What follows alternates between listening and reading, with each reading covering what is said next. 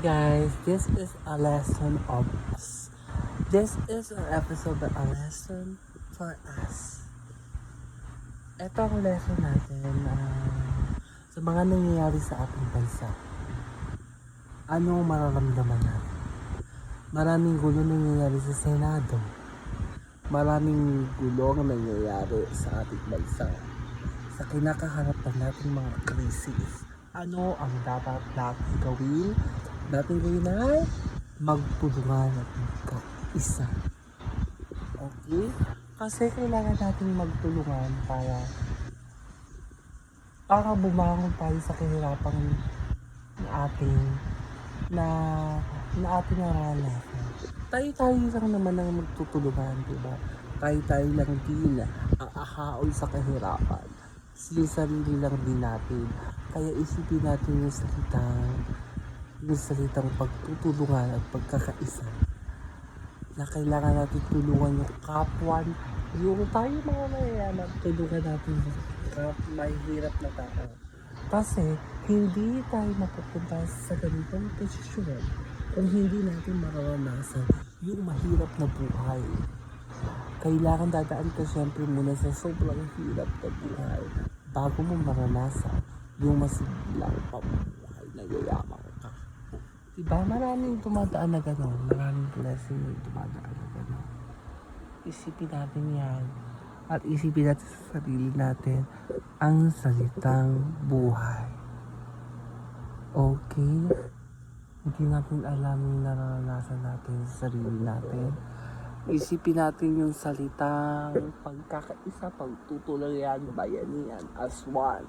Sa pagtaas ng gasolina, isa na yan, maraming mga vlogger na tinutulungan ang mga kapwa nila mamamayang Pilipino na bumili ng gas, na i-full tank na kanilang gas sa hirap ng buhay natin. Magkano ang 1 litrong gas ngayon? Mahigit kumulang 200. Magkano ang kinikita ng mga tricycle driver? Mahigit 500. Pambayad pa ng gas. Wala na sila iuwi sa kanilang mga pamilya. At pambayad pa sa kuryente. Isa pa yung kuryente, ang pagtaas ng kuryente. Diba?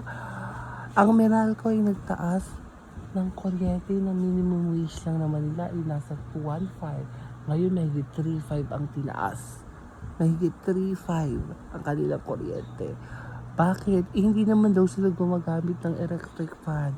Lagi silang umaalis. Bihira lang nila. Ang langing gumagana ay ref lang. TV lagi. Pero gabi lang nabubuksan. Diba maraming problema na nangyayari? Pero kailangan natin magtulungan. Tayo lang naman ang magtutulungan. Diba? Wala nang iba. Kundi tayo lang. Tulungan natin yung sarili natin. Hindi yung pwede, hindi lang tayo yung tulungan natin yung sarili natin as one. Bilang Pilipino at bilang isang mamayang Pilipino, tumulong tayo sa puso at diwa natin. Diba, isipin natin yung salitang pagtulong. Diba, ang salitang pagtulong, marami yang nangyayari. Pero isipin natin yung pagtulong ay bukal yan sa puso na walang hinihinging kapalit. Hindi yung nanunumbat ka. Kailangan ang pagtulong ay hindi yan sinusumbat sa iyang gawa. Diba? Isipin natin yan. Ang pagtulong natin sa kapwa, hindi yan sinusumbat kung sa'yo binibigay. Sa mga nangyayari sa Senado natin, maging maging aware tayo sa nangyayari sa bansa natin. Huwag tayong walang narinig. Kailangan meron tayong magawa para sa bansang Pilipinas. See you to the episode 2 of Lesson for Us. Bye!